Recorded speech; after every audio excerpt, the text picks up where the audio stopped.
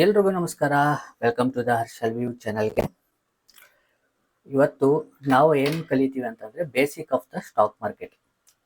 Okay, ಇದು ಬಂದ್ಬಿಟ್ಟು ನಿಮ್ಗೆ ಅನ್ಸ್ಬೋದು ಇವಾಗ ಸ್ಲೋ ಆಗಿ, ಅಂದರೆ ಇದನ್ನು ಕಂಪ್ಲೀಟಾಗಿ ನಾವು ಯಾರಿಗೋಸ್ಕರ ಮಾಡ್ತಾ ಇದೀವಿ ಅಂತಂದರೆ ಝೀರೋಯಿಂದ, ಅಂದರೆ ಸ್ಕ್ರ್ಯಾಚಿಂದ ಯಾರು ಸ್ಟಾರ್ಟ್ ಮಾಡ್ತಾರೋ ಅವ್ರಿಗೋಸ್ಕರ ಈ ವೆಬಿನಾರ್ ಇರುತ್ತೆ. ಈ ವೆಬಿನಾರಲ್ಲಿ ನಾವು ಫಸ್ಟ್ ಸ್ಲೋ ಆಗಿ ಸ್ಟಾರ್ಟಿಂಗಿಂದ ಹೋಗೋಣ, ಅದಾದಮೇಲೆ ಸ್ವಲ್ಪ ಸ್ಪೀಡ್ ಪಿಕಪ್ ಆಗುತ್ತೆ. ಕಾರಣ ಏನಂತಂದರೆ ಇವಾಗ ತುಂಬ ಜನಕ್ಕೆ ಸ್ವಲ್ಪ ಬೇಸಿಕ್ಸ್ ಗೊತ್ತಿರುತ್ತೆ. ಆದರೆ ಈ ವೆಬಿನಾರ್ ಉದ್ದೇಶನೇ ಸ್ಕ್ರ್ಯಾಚಿಂದ ಯಾರು ಸ್ಟಾರ್ಟ್ ಮಾಡಬೇಕು ಅಂತಿದ್ದಾರೋ ಅವ್ರಿಗೋಸ್ಕರ ಈ ವೆಬಿನಾರ್ನ ನಾನು ಮಾಡ್ತಾ ಇರೋದು. ಓಕೆ, ಇಲ್ಲಿ ಬಂದ್ಬಿಟ್ಟು ಇವಾಗ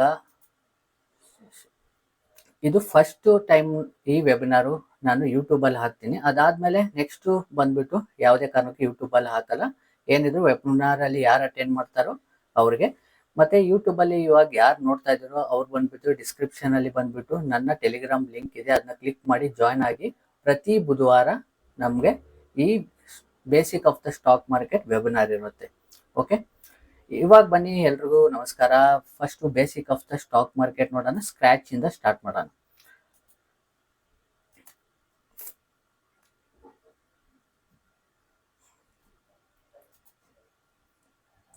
okay, what is the stock or shares?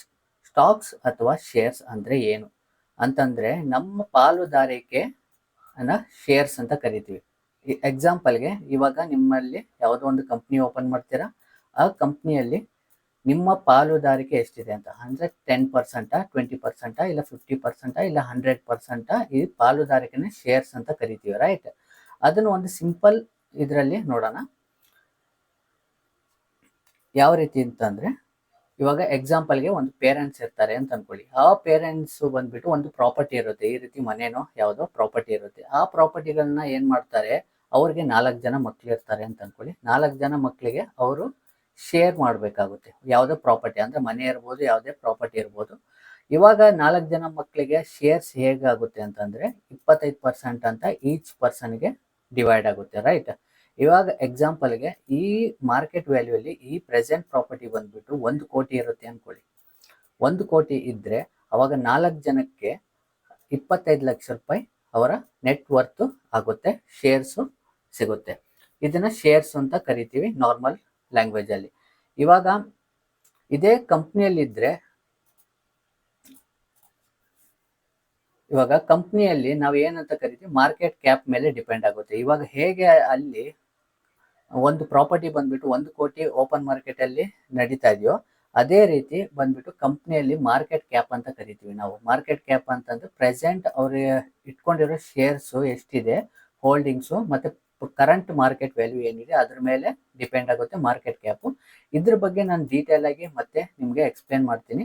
ಇವಾಗ ಈ ಮಾರ್ಕೆಟ್ ಕ್ಯಾಪು ಹೇಗೆ ಅವರು ಶೇರ್ಸ್ನ ಮಾಡ್ತಾರೆ ಅಂತಂದರೆ, ಅವರು ನ್ಯಾನೋ ರೀತಿಯಲ್ಲೂ ಮಾಡ್ಬೋದು, ಇಲ್ಲಾಂತಂದರೆ ಮೈಕ್ರೋ ಲೆವೆಲಲ್ಲಿ ಕೂಡ ಅವರು ಶೇರ್ಸ್ನ ಸೇಲ್ ಮಾಡ್ಬೋದು. ಓಕೆ, ಇವಾಗ ಎಕ್ಸಾಂಪಲ್ಗೆ ಇವಾಗ ಈ ಕಂಪ್ನಿ ಮಾರ್ಕೆಟ್ ಕ್ಯಾಪ್ ಬಂದ್ಬಿಟ್ಟು 1 ಲಕ್ಷ ಕೋಟಿ ಅಂತ ಅನ್ಕೊಳ್ಳಿ. ಇವಾಗ 1 ಲಕ್ಷ ಕೋಟಿನ ನಾವು ಡೈರೆಕ್ಟಾಗಿ ಹೋಗಿ ನಾವು ಪಾರ್ಟಿಸಿಪೇಷನ್ ಮಾಡೋಕ್ಕಾಗಲ್ಲ, ರೈಟ್? ಸಾವಿರಾರು ಕೋಟಿ ಬೇಕಾಗುತ್ತೆ. ನಾವು ಅದಕ್ಕೆ ಸ್ಟೇಕ್ ಅಂತ ಕರಿತೀವಿ. ಇಲ್ಲಿ ಯಾರ್ಯಾರು ಪಾರ್ಟಿಸಿಪೇಷನ್ ಡೈರೆಕ್ಟಾಗಿ ಹೋಗಿ ಆ ಕಂಪ್ನಿಯಲ್ಲಿ ಮಾತಾಡಿ ಯಾರ್ಯಾರು ತೊಗೊಳ್ತಾರೆ ಅಂತಂದರೆ, ದೊಡ್ಡ ದೊಡ್ಡ ಇನ್ಸ್ಟಿಟ್ಯೂಟ್ ಅವರು ಅಥವಾ ಈ ವಾರೆನ್ ಬಫೆಟ್ ಅಂತವ್ರು ಇದ್ದಾರಲ್ಲ, ಅವ್ರು ಹೋಗಿ ಡೈರೆಕ್ಟಾಗಿ ಮಾತಾಡಿ ಈ ನಮ್ಮ ಸೆಕೆಂಡ್ರಿ ಮಾರ್ಕೆಟ್ ಇಲ್ಲ ಅಂದರೂ ಕೂಡ ಇವರು ಡೈರೆಕ್ಟಾಗಿ ಆ ಕಂಪ್ನಿ ಜೊತೆ, ಪ್ರಮೋಟರ್ ಜೊತೆ ಮಾತಾಡಿಕೊಂಡು ಅವರು ತಗೊಳ್ತಾರೆ. ಓಕೆ, ಇವಾಗ ಮಾರ್ಕೆಟ್ ಕ್ಯಾಪು ಇದಾಯಿತು. ನೆಕ್ಸ್ಟ್ ಬಂದ್ಬಿಟ್ಟು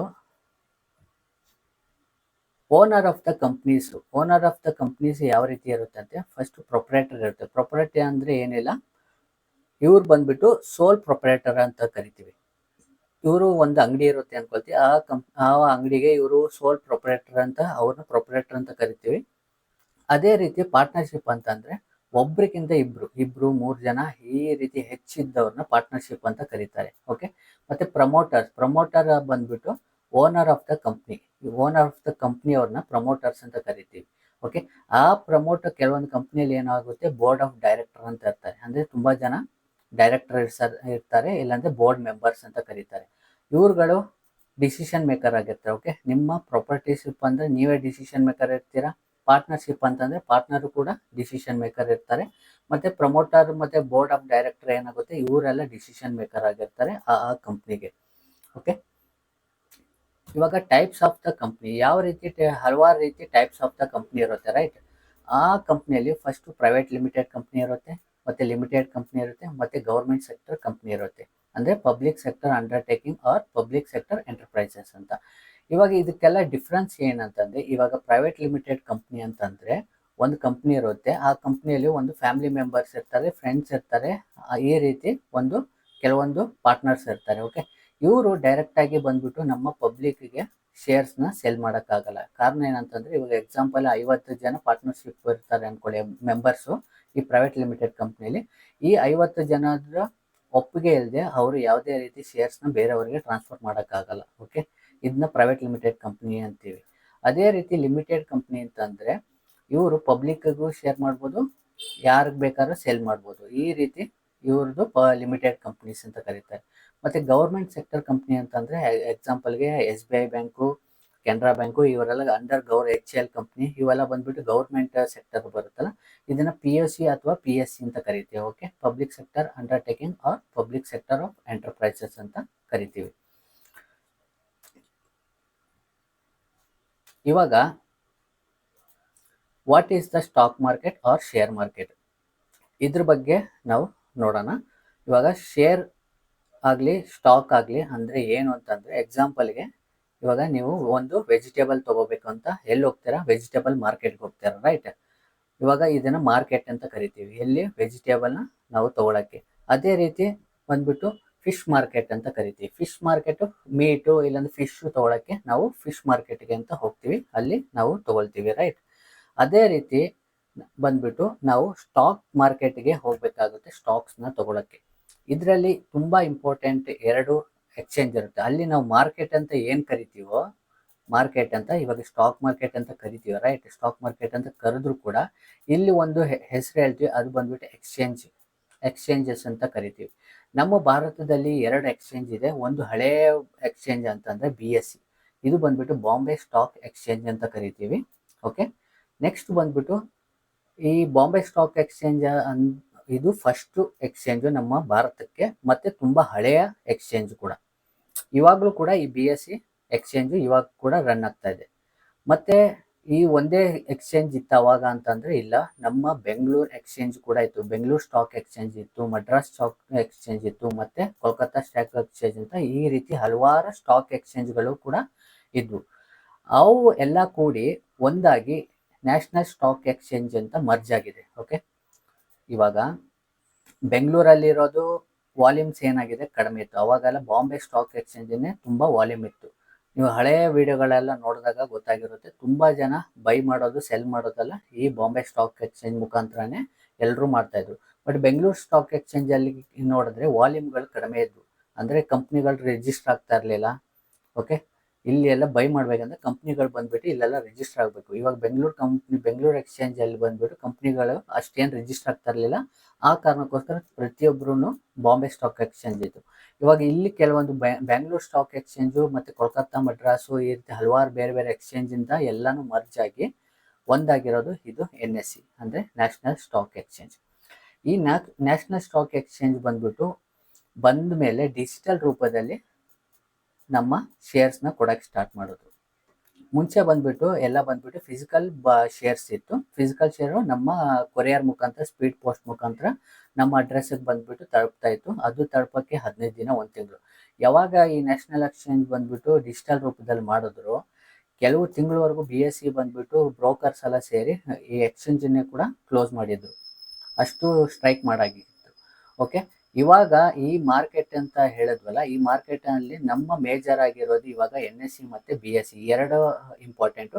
ಅದರಲ್ಲಿ ಇವಾಗ ಅತಿ ಹೆಚ್ಚು ಟ್ರೇಡ್ ಆಗ್ತಿರೋ ಒಂದು ಎಕ್ಸ್ಚೇಂಜ್ ಅಂದರೆ ಇದು NSE. ಇವಾಗ ನಾನು ಕೂಡ BSEಲಿ ಇದುವರೆಗೂ ಯಾವುದೇ ರೀತಿ ಟ್ರೇಡ್ ತೊಗೊಂಡಿಲ್ಲ.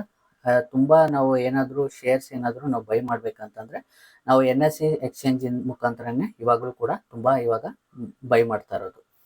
ಓಕೆ, ಇದು 2 ಬಂದ್ಬಿಟ್ಟು ಯಾವುದರ ಅಂಡರ್ ಬರುತ್ತೆ ಅಂತಂದರೆ SEBI ಅಂಡರ್ ಬರುತ್ತೆ, security and exchange board of India.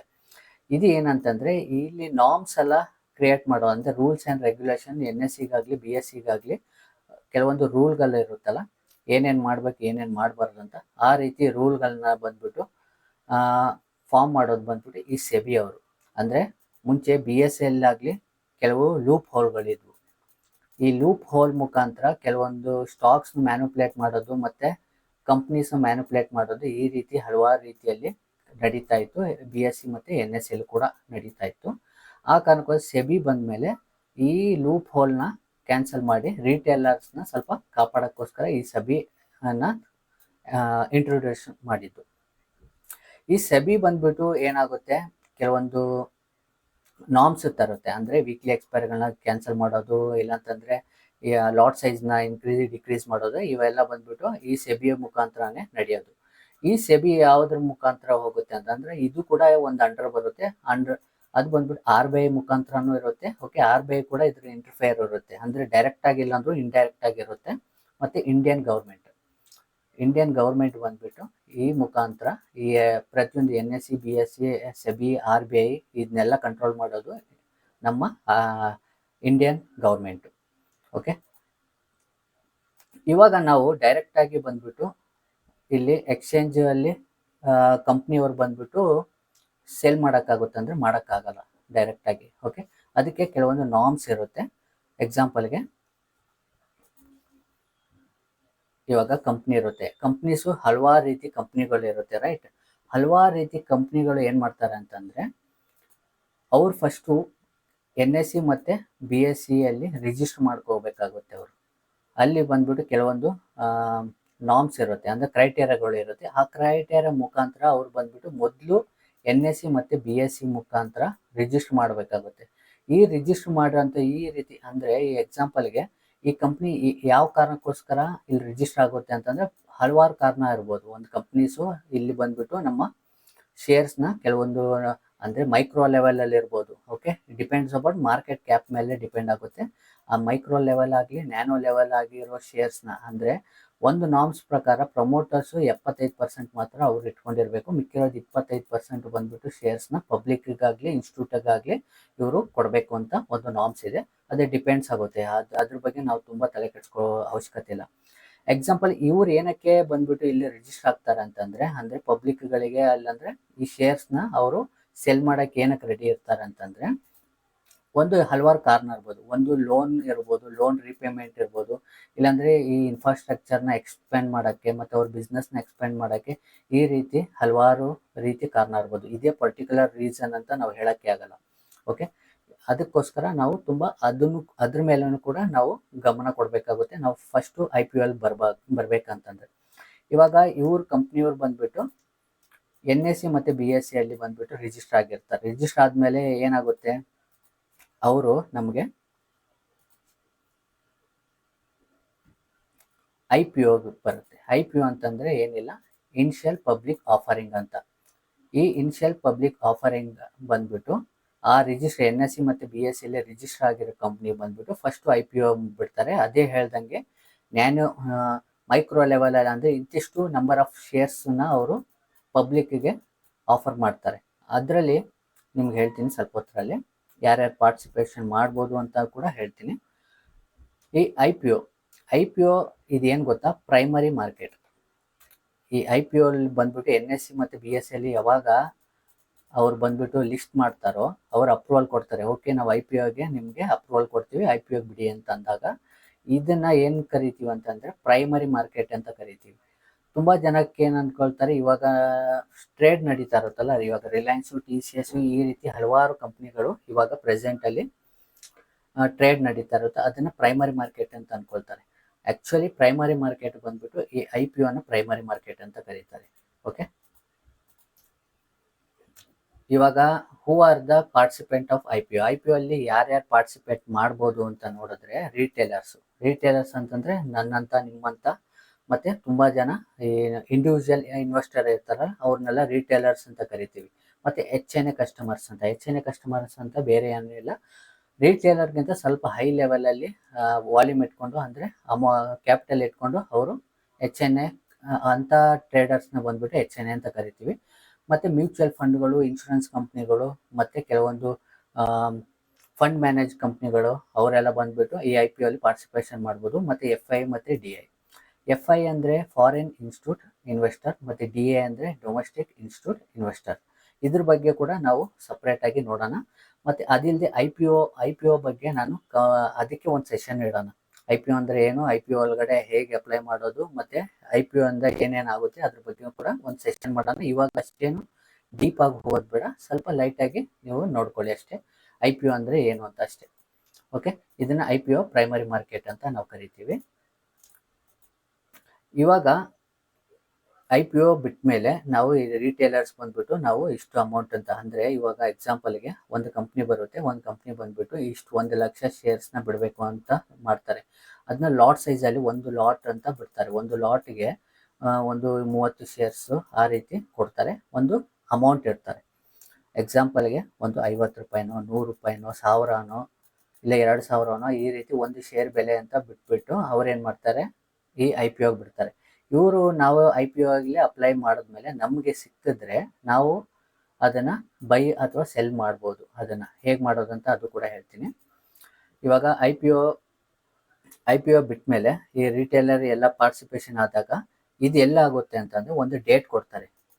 ಒಂದು ಕಂಪ್ನಿಯಲ್ಲಿ ಲಿಸ್ಟಿಂಗ್ ಡೇಟ್ ಕೊಡ್ತಾರೆ. ಈ ಟೈಮಲ್ಲಿ ನಾವು ಕಂಪ್ನಿನ ಬಂದ್ಬಿಟ್ಟು NSE ಮತ್ತು BSEಯಲ್ಲಿ ಟ್ರೇಡ್ ಮಾಡೋಕ್ಕೆ ಒಂದು ಡೇಟ್ ಕೊಡ್ತಾರೆ. ಅದು 10 ಗಂಟೆವರೆಗೆ ಟೈಮ್ ಕೊಡ್ತಾರೆ. ಅದು ಆ ಮಾರ್ಕೆಟ್ನ ಎಲ್ಲಿ ಯಾವಾಗ ಲಿಸ್ಟಿಂಗ್ ಡೇಟ್ ಏನಂತೀವೋ ಇದು ಬಂದ್ಬಿಟ್ಟು ಸೆಕೆಂಡ್ರಿ ಮಾರ್ಕೆಟ್ ಅಂತ ಕರಿತೀವಿ. ಸೆಕೆಂಡ್ರಿ ಮಾರ್ಕೆಟ್ ಏನೂ ಇಲ್ಲ. ಇವಾಗ ರಿಲಯನ್ಸು TCS ಏನು ಟ್ರೇಡ್ ನಡೀತಾ ಇದೆಯೋ ನಾವು ಬೈ ಸೆಲ್ ಮಾಡ್ತೀವಲ್ಲ, ಇದನ್ನು ಸೆಕೆಂಡ್ರಿ ಮಾರ್ಕೆಟ್ ಅಂತ ನಾವು ಕರಿತೀವಿ. ಈ ಸೆಕೆಂಡ್ರಿ ಮಾರ್ಕೆಟಲ್ಲಿ ನೀವು ನೋಡಿರ್ಬೋದು ತುಂಬ ಸರ್ತಿ 10 ಗಂಟೆಗೆ ಬಂದ್ಬಿಟ್ಟು ಲಿಸ್ಟಿಂಗ್ ಡೇಟ್ ದಿನ ಬೆಲ್ ಬಾರಿಸ್ಬಿಟ್ಟು ಓಪನ್ ಮಾಡ್ತಾರೆ, ರೈಟ್? ಅವಾಗ ಪ್ರೈಸ್ ಬಂದು ಅಪ್ ಆ್ಯಂಡ್ ಡೌನು ಆಗುತ್ತೆ. ಅವಾಗಿಂದ ಸೆಕೆಂಡ್ರಿ ಮಾರ್ಕೆಟಲ್ಲಿ ನಾವು ಬೈ ಕೂಡ ಮಾಡ್ಬೋದು, ಸೆಲ್ ಕೂಡ ಮಾಡ್ಬೋದು ಈ ಸೆಕೆಂಡ್ರಿ ಮಾರ್ಕೆಟ್ ಮುಖಾಂತರ. Okay, how can we by stocks? ನಾವು ಸ್ಟಾಕ್ಸ್ನ ಹೇಗೆ ಬೈ ಮಾಡ್ಬೋದು ಅದ್ರ ಬಗ್ಗೆ ನೋಡೋಣ. ಇವಾಗ ಸ್ಟಾಕ್ಸ್ನ ಬೈ ಮಾಡ್ಬೇಕಂದ್ರೆ ನಾವು ಬಂದ್ಬಿಟ್ಟು ಡೈರೆಕ್ಟ್ಲಿ ಇವಾಗ ಮಾರ್ಕೆಟ್ ಅಂತ ಫಿಶ್ ಮಾರ್ಕೆಟ್ ಮತ್ತು ವೆಜಿಟೇಬಲ್ ಮಾರ್ಕೆಟ್ ಅಂದ್ವಲ್ಲ, ಅದೇ ರೀತಿ ಮಾರ್ಕೆಟ್ ಅಂತಂದರೆ NSE ಮತ್ತು BSE ಅಂತ ಹೇಳಿದ್ವಿ, ರೈಟ್? NSE ಅಥವಾ BSE. ಇವಾಗ ನಾವು ಹೋಗ್ಬಿಟ್ಟು NSE ಮುಖಾಂತರ ಅಥವಾ BSE ಮುಖಾಂತರ ಡೈರೆಕ್ಟಾಗಿ ನಾವು ಏನಾದರೂ ಬೈ ಮಾಡೋಕ್ಕಾಗುತ್ತಂದ್ರೆ ಹಾಗೆ ಮಾಡೋಕ್ಕಾಗಲ್ಲ. ಓಕೆ, ಇದ್ರ ಮಧ್ಯವರ್ತಿಗಳು ಬೇಕಾಗುತ್ತೆ. ಇವಾಗ ನೀವು ಒಂದು ಫ್ಲ್ಯಾಟ್ ತೊಗೊಂಡಿರ್ತೀರ, ಫ್ಲ್ಯಾಟ್ ತೊಗೊಳ್ಬೇಕಂತಂದರೆ ನೀವು ಡೈರೆಕ್ಟಾಗಿ ಹೋಗಿ ಬೈ ಮಾಡ್ಬೋದು, ಅಥವಾ ಇಲ್ಲಾಂದರೆ ಮಧ್ಯವರ್ತಿ ಮುಖಾಂತರ ಹೋಗಿ ನೀವು ಬೈ ಮಾಡ್ಬೋದು, ರೈಟ್? ಬಟ್ ಅದೇ ರೀತಿ ಮಧ್ಯವರ್ತಿನ ನಾವು ಏನಂತ ಕರಿತೀವಿ ಅಂತಂದರೆ ಸ್ಟಾಕ್ ಬ್ರೋಕರ್ಸ್ ಅಂತ ಕರಿತೀವಿ. ನಾವು NSE ಮತ್ತು BSE ಮುಖಾಂತರ ಡೈರೆಕ್ಟಾಗಿ ಬೈ ಮಾಡೋಕ್ಕಾಗಲ್ಲ ಯಾವುದೇ ರೀತಿ ಸ್ಟಾಕ್ಸ್ ಆಗಲಿ ಏನು. ಅದಕ್ಕೆ ನಮಗೆ ಬೇಕಾಗಿರೋ ಸ್ಟಾಕ್ಗಳು ಇವರು ಎಕ್ಸಾಂಪಲ್ಗಿರೋ Sharekhan, Motilal, Zerodha, ICICI direct ಈ ರೀತಿ ಹಲವಾರು. ಇದು ಒಂದು ಎಕ್ಸಾಂಪಲ್ಗೆ ನಾನು ತೊಗೊಂಡಿದ್ದೀನಿ. ಇಲ್ಲಿ ನೀವು ಮುಖ್ಯವಾಗಿ ನಾವು ನೋಡಬೇಕಾಗಿರೋದು ಏನು ಗೊತ್ತಾ? ಇವಾಗ ಈ ಶೇರ್ ಖಾನ್ಗಳೆಲ್ಲ ಇದೆಯಲ್ಲ, ಈ ಶೇರ್ ಖಾನ್, ಮೋತಿಲಾಲ್, ಇದರಲ್ಲಿ ನಾವು ಡೈರೆಕ್ಟಾಗಿ ಈ ಕಂಪ್ನಿ ಒರಿಜಿನಲ್ ಕಂಪ್ನಿ ಹತ್ರನೇ ಹೋಗಿ ಬೈ ಮಾಡೋದು. ನೋಡಿ, ಇಲ್ಲಿ ಶೇರ್ ಖಾನ್ಗೆ ಅವ್ರದ್ದೇ ಕಂಪ್ನಿ ಇದೆ, ಮೋತಿಲಾಲ್ ಒಸ್ವಾಲ್ ಇಲ್ಲಿ ಅಲ್ಲಲ್ಲೇ ಅವ್ರವ್ರದ್ದು ಬ್ರ್ಯಾಂಚ್ಗಳಿದೆ, ರೈಟ್? ಬಟ್ ಜಿರೋದಾ ಅಂಥವ್ರದ್ದೆಲ್ಲ ಇರಲ್ಲ. ಇವಾಗ ICICI ಡೈರೆಕ್ಟ್ ಇದ್ದಿದೆ, ಮತ್ತು ಆಕ್ಸಿಸ್ ಸೆಕ್ಯೂರಿಟಿ, ಕೊಟೆಕ್ ಸೆಕ್ಯೂರಿಟಿ ಮತ್ತು HDFC ಬ್ಯಾಂಕ್ದು ಡೈರೆಕ್ಟಾಗಿದೆ, ಮತ್ತು ಕೆಲವೊಂದು ಇದೆ, ಕೆಲವೊಂದು ಇಲ್ಲ. ಇವಾಗ ಡೈರೆಕ್ಟಾಗಿ ಮಾಡ್ಬೋದು, ಇಲ್ಲಾಂದರೆ ಒರಿಜಿನಲ್ ವೆಬ್ಸೈಟ್ ಅಂತ ನಾವು ಕ್ರಾಸ್ ವೆರಿಫೈ ಮಾಡಿ ಇಲ್ಲಿ ಬಂದ್ಬಿಟ್ಟು ನಾವು ಅಕೌಂಟ್ ಓಪನ್ ಮಾಡೋದು ತುಂಬ ಮುಖ್ಯ ಆಗುತ್ತೆ. ರೀಸನ್ ಹೇಳ್ತೀನಿ ಏನಕ್ಕೆ ಅಂತ. ಕೆಲವೊಂದು ಫೇಕ್ ಇದೇ ರೀತಿ ಸೇಮ್ ನೋಡೋಕ್ಕೆ ಇದೇ ರೀತಿ ಶೇರ್ ಖಾನ್ ಹತ್ರನೋ, ಜಿರೋದಾ ಥರನೋ, ಇಲ್ಲ ಏಂಜಲ್ ಬ್ರೋಕಿಂಗು, ಇಲ್ಲ ICICI ಡೈರೆಕ್ಟು, ಈ ರೀತಿ ಹಲವಾರು ಎಕ್ಸಾಂಪಲ್ಗೆ ಇದೇ ರೀತಿ ಒಂದು ಫೇಕ್ ಕ್ಲೋನ್ ಆ್ಯಪ್ಗಳ ಮುಖಾಂತರ ಅವ್ರು ಏನು ಮಾಡ್ತಾರೆ, ಅಕೌಂಟ್ ಓಪನ್ ಮಾಡ್ತಾರೆ. ಇವಾಗ ನಾವು ಇಲ್ಲಿ ದುಡ್ಡು ಹಾಕಿದಾಗ ಜಿರೋದಾದಲ್ಲಿ ದುಡ್ಡು ಹಾಕ್ತೀವಿ, ನಾವು ಯಾವಾಗ ಬೇಕೋ ಅವಾಗ ನಾವು ಆಚೆ ಬರ್ಬೋದು, ತೊಗೋಬೋದು. ಇವರು ನಮಗೆ ನಮ್ಮ ಬ್ಯಾಂಕ್ ಅಕೌಂಟಿಗೆ ಹಾಕ್ಬಿಡ್ತಾರೆ. ಬಟ್ ಇಲ್ಲಿ ಪ್ರಾಬ್ಲಮ್ ಏನಂತಂದರೆ, ಇಲ್ಲಿ ಏನಾಗುತ್ತೆ, ಫೇಕ್ ಅಕೌಂಟಲ್ಲಿ ನಾವು ದುಡ್ಡು ಹಾಕಿದ ತಕ್ಷಣ ಅದು ಫೇಕ್, ನಮ್ಗೆ ಒರಿಜಿನಲ್ ಥರನೇ ಇರುತ್ತೆ, ಆದರೆ ಫೇಕ್. ಅದಕ್ಕೋಸ್ಕರ ಒಂದು ಡಬಲ್ ಕ್ರಾಸ್ ಚೆಕ್ ಮಾಡೋದು ತುಂಬ ಒಳ್ಳೆಯದು. ಇವಾಗ ನೋಡಿ, ಕಾರ್ವೆ ಅಂತ ಬ್ರೋಕರ್ ಎಲ್ಲ ಕ್ಲೋಸ್ ಮಾಡ್ಕೊಂಡು ಹೋಗಿದೆ. ಒರಿಜಿನಲ್ಲೇ ಇವರು ಕೂಡ ಸೆಬಿಲ್ ರಿಜಿಸ್ಟರ್ ಆಗಿರಬೇಕು. ಇವರು ಕೂಡ ಕಾರ್ವೆ ಒಂದು ಸ್ಟಾಕ್ ಬ್ರೋಕರ್ ಕಂಪ್ನಿ ಒಂದು ಇದು ಮುಚ್ಚೋಗಿದೆ. ಅದಕ್ಕೋಸ್ಕರ ನಾನು ಹೇಳ್ತಾ ಇರೋದು, ಇದು ಒಂದು ಎಕ್ಸಾಂಪಲ್ ಮಾತ್ರ ತಗೊಂಡಿರೋದು. ಸ್ವಲ್ಪ ನೋಡಿ ಯಾವುದು ನಿಮ್ಗೆ ಕರೆಕ್ಟ್ ಅನ್ಸುತ್ತೆ ಅದನ್ನ ನೀವು ಅಲ್ಲಿ ಅಕೌಂಟ್ ಓಪನ್ ಮಾಡೋದು ಒಳ್ಳೆಯದು. ಇವಾಗ ಸರಿ, ನಾವು NSE ಮತ್ತು BSE ಅಲ್ಲಿ ನಾವು ಡೈರೆಕ್ಟ್ ಆಗಿ ಸ್ಟಾಕ್ನ ನಾವು ಬೈ ಮಾಡೋಕ್ಕಾಗಲ್ಲ. ನಮಗೆ ಸ್ಟಾಕ್ ಬ್ರೋಕರ್ ಮುಖಾಂತರನೇ ಬೈ ಮಾಡೋಕ್ಕಾಗುತ್ತೆ. ಅವರಲ್ಲಿ ಹೇಗೆ ನಾವು ಬೈ ಮಾಡೋದು ಅಂತಂದ್ರೆ, ನಮಗೆ ಬೇಕಾಗಿರೋದು ಡಿಮ್ಯಾಟ್ ಅಕೌಂಟು ಮತ್ತು ಟ್ರೇಡಿಂಗ್ ಅಕೌಂಟು ಓಪನ್ ಮಾಡಬೇಕಾಗುತ್ತೆ. ಡಿಮ್ಯಾಟ್ ಅಕೌಂಟು ಮತ್ತು ಟ್ರೇಡಿಂಗ್ ಅಕೌಂಟು ಎರಡು ಒಂದೇ ಅಂತ ಅನ್ಕೋಬೇಡಿ, ಎರಡು ಡಿಫ್ರೆಂಟ್ ಇರುತ್ತೆ.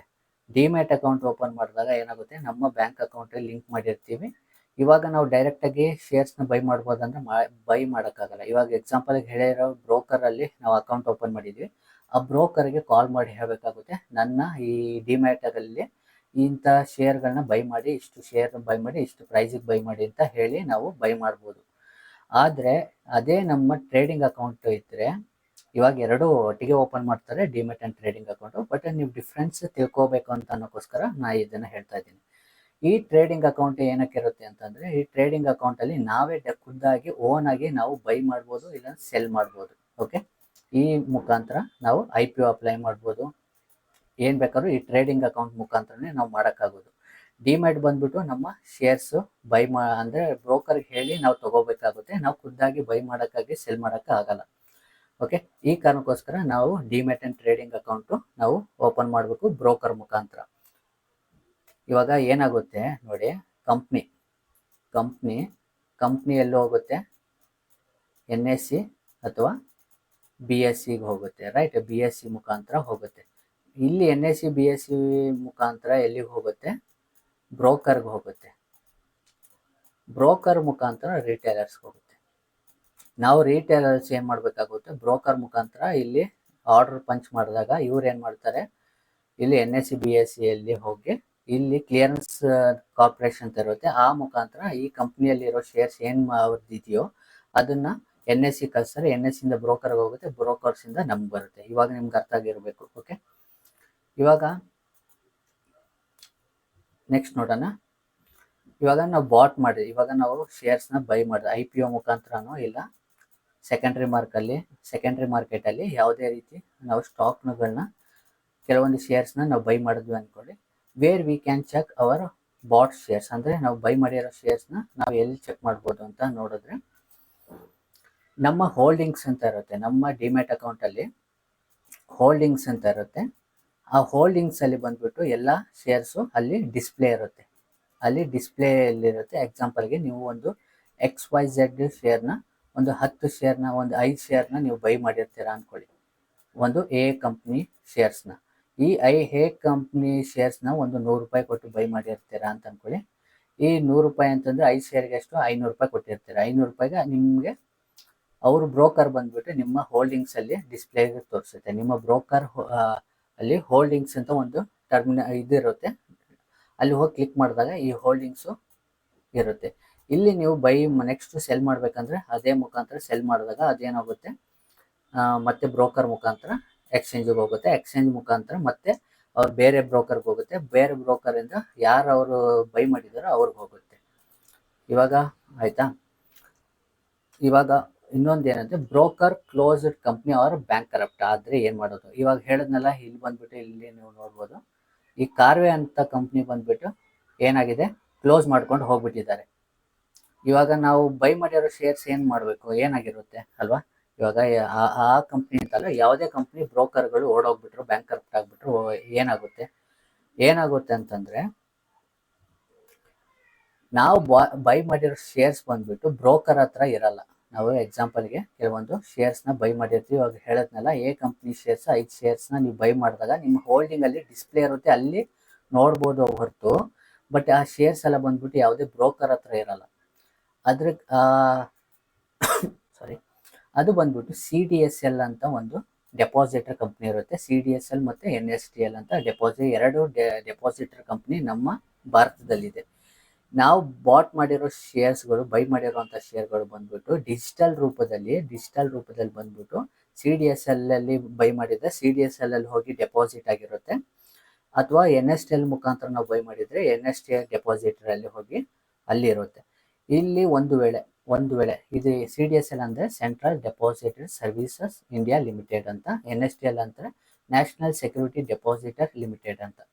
ಇವೆಲ್ಲ ಬಂದ್ಬಿಟ್ಟು ಗೌರ್ಮೆಂಟ್ ಅಂಡರ್ ಬರುತ್ತೆ. ಓಕೆ, ಇವೆಲ್ಲ ಸೇಫು, ಯಾವುದೇ ರೀತಿ ತೊಂದರೆಗಳಿಲ್ಲ. ಒಂದು ವೇಳೆ ಬ್ರೋಕರ್ ಕ್ಲೋಸ್ ಮಾಡ್ಕೊಂಡು ಹೋದ್ರೆ ಅಂತ ಅನ್ಕೊಳ್ಳಿ. ಇವಾಗ ಎಕ್ಸಾಂಪಲ್ ಹೇಳ್ತೀನಿ.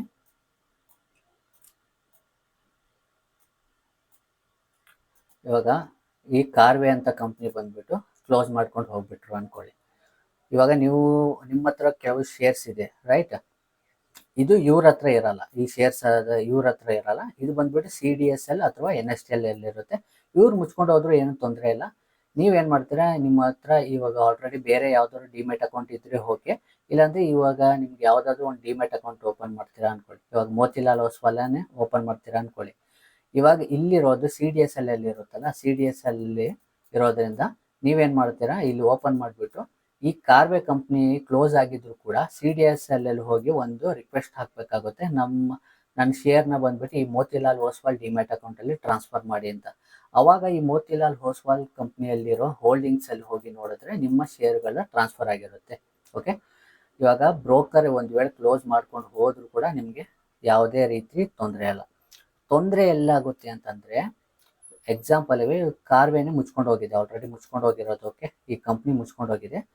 ಈ ಕಂಪ್ನಿಯಲ್ಲಿ ನಿಮ್ಮ ಶೇರ್ಸ್ ಇರುತ್ತೆ.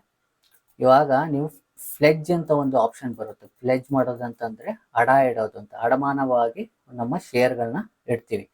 ಇದನ್ನು ಫ್ಲೆಡ್ಜಿಂಗ್ ಅಂತ ಕರಿತೀವಿ. ಇವಾಗ ಈ ಬ್ರೋಕರ್ಗೆ ನಾವು ಫ್ಲೆಡ್ಜ್ ಮಾಡಿರೋದ್ರಿಂದ ಈ ಬ್ರೋಕರ್ ಏನಾದ್ರು ಕ್ಲೋಸ್ ಮಾಡ್ಕೊಂಡು ಹೋದರೆ ನಮಗೆ ಆ ಶೇರ್ಸು ಸಿಗೋದು ಡೌಟು. ಇವಾಗ ನೀವು ಮೋತಿಲಾಲ್ ಓಸ್ವಾಲ್ ಓಪನ್ ಮಾಡಿ CDSL ಮುಖಾಂತರ ನೀವು ಇಲ್ಲಿ ಟ್ರಾನ್ಸ್ಫರ್ ಮಾಡೋಕ್ಕಾಗಲ್ಲ.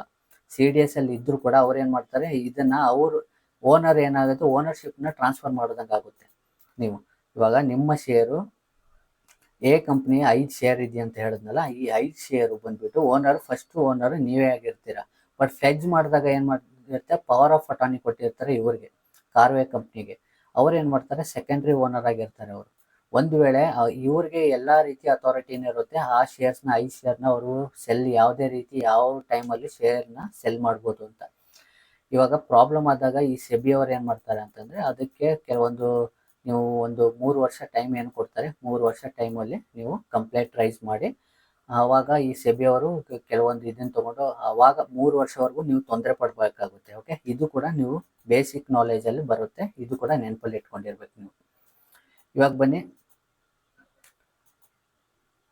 ಇವಾಗ CDSL ಆಯಿತು. CDSL ಆಯಿತಾ? CDSL ಬಂದ್ಬಿಟ್ಟು ಡಿಜಿಟಲ್ ರೂಪದಲ್ಲಿ ಇರುತ್ತೆ. ಡಿಜಿಟಲ್ ರೂಪದಲ್ಲಿ ಇರೋ ಶೇರ್ಸು ಇವಾಗ ಡಿಜಿಟಲ್ ಮುಖಾಂತರ ನೀವು ಯಾವಾಗ ಬೇಕಾದ್ರೂ ನೀವು ಅಲ್ಲೂ ಕೂಡ CDSL ಇಂದ ಒಂದು ನಿಮಗೆ ಟಿ-ಪಿನ್ ಅಂತ ಕೊಟ್ಟಿರ್ತಾರೆ. ಟಿ-ಪಿನ್ ಮುಖಾಂತರ ನೀವು ಯಾವುದೇ ಶೇರ್ಸ್ನ ಸೆಲ್ ಮಾಡ್ಬೋದು, ನಿಮ್ಗೆ ಅಥಾರಿಟಿ ಇರುತ್ತೆ. ಪವರ್ ಆಫ್ ಅಟಾರ್ನಿ, ಮುಂಚೆ ಬ್ರೋಕರ್ಗಳಿಗೆ ಅಕೌಂಟ್ ಓಪನ್ ಮಾಡುವಾಗ ಪವರ್ ಆಫ್ ಅಟಾರ್ನಿ ಅಂತ ಕೊಡಬೇಕಾಗಿತ್ತು. ಪವರ್ ಆಫ್ ಅಟಾರ್ನಿ ಅಂತಂದರೆ ಏನು ಗೊತ್ತಾ, ನೀವು ನಿಮ್ಮ ಶೇರ್ಸ್ನ ಯಾವಾಗ ಬೇಕಾದ್ರೂ ಆ ಬ್ರೋಕರ್ನ ಬೈ ಮಾಡ್ಬೋದು, ಸೆಲ್ ಮಾಡ್ಬೋದು ಅಂತ ಒಂದು ಪವರ್ ಆಫ್ ಅಟಾರ್ನಿ ಕೊಡಬೇಕಾಗಿತ್ತು. ಇವಾಗ ಬಂದ್ಬಿಟ್ಟು CDSL ಅವ್ರು ಏನು ಮಾಡಿದ್ದಾರೆ, ಕ್ಯಾನ್ಸಲ್ ಮಾಡಿಬಿಟ್ಟು ನಮ್ಗೆ ಯಾವುದೇ ರೀತಿ ಪವರ್ ಆಫ್ ಅಟಾರ್ನಿನ ಕೊಡೋ ಅವಶ್ಯಕತೆ ಇರಲ್ಲ. ಓಕೆ, ಇವಾಗ ನನ್ಗೆ ಗೊತ್ತಿದ್ದಂಗೆ ಇವಾಗ ನಿಮಗೆ ಸ್ವಲ್ಪ ಅರ್ಥ ಆಗಿರ್ಬೇಕು ಅನ್ಸುತ್ತೆ. ಇವತ್ತಿಗೆ ಇಲ್ಲಿಗೆ ನಾವು ಸ್ಟಾಪ್ ಮಾಡೋಣ, ರೈಟ್? ಇವಾಗ ಬನ್ನಿ Q&Aಗೆ ಹೋಗೋಣ. Q&ಅಲ್ಲಿ ನಿಮ್ಗೆ ಏನಾದರೂ ಒಂದು ವೇಳೆ ಯಾವುದಾದ್ರೂ ಕ್ವಶನ್ ಕೇಳಬೇಕಂತಂದರೆ ನೀವು ಕ್ವಶನ್ಸ್ನ ಕೇಳ್ಬೋದು.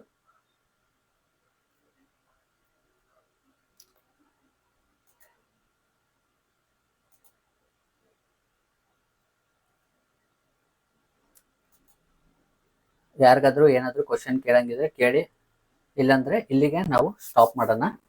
ಮತ್ತೆ ನೆಕ್ಸ್ಟ್ ಅಂದರೆ ನೋಡಿ, ಸ್ವಲ್ಪ ಇಂದ ಸ್ಟಾರ್ಟ್ ಮಾಡ್ಕೊಂಡು ಬರೋಣ ನಾವು, 1 by 1. ಇವಾಗ ಬೇಸಿಕ್ ಆಯಿತು. ಬೇಸಿಕಲ್ಲಿ ನಾವು ಇವಾಗ ಇದನ್ನು ಎಲ್ಲಿವರೆಗೂ ಕಲ್ತ್ವಿ. ಇವಾಗ ನಮ್ಮ ಶೇರ್ಸ್ ಬಂದ್ಬಿಟ್ಟು CDSL ಅಲ್ಲಿ ಬಂದ್ಬಿಟ್ಟು ಡೆಪಾಸಿಟ್ ಆಗಿರುತ್ತೆ.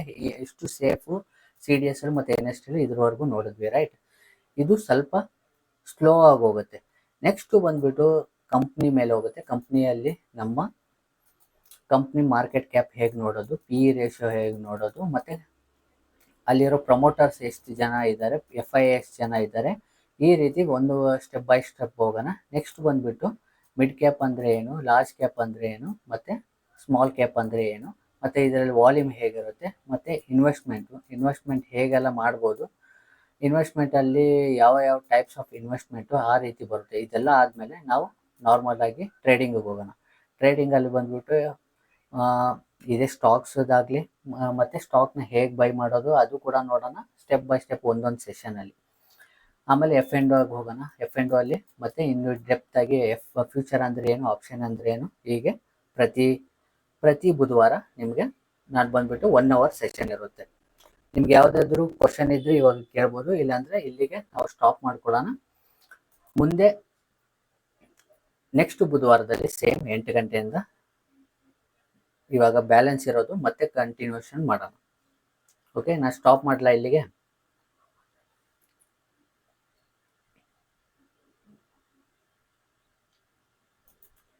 ಓಕೆ, ನಾನು ಇಲ್ಲಿಗೆ ಸ್ಟಾಪ್ ಮಾಡ್ತೀನಿ. ಮತ್ತೆ ನಾವು ಬೇರೆ ಸೆಷನಲ್ಲಿ ನೋಡೋಣ. ಮುಂದಿನ ಬುಧವಾರ ಬಂದ್ಬಿಟ್ಟು ಮಿಸ್ ಮಾಡದೆ ಮತ್ತೆ ಪಾರ್ಟಿಸಿಪೇಷನ್ ಮಾಡಿ. ಯಾರಿಗೆ ಇದು ನೋಡಿಲ್ವೋ ಅವ್ರಿಗೆಲ್ಲ ಶೇರ್ ಮಾಡಿ, ಅವ್ರಿಗೂ ಯೂಸ್ ಆಗುತ್ತೆ. ಮತ್ತೆ ಮುಂದಿನ ವಾರ ಸಿಗೋಣ. ಎಲ್ರಿಗೂ ನಮಸ್ಕಾರ, ಧನ್ಯವಾದ.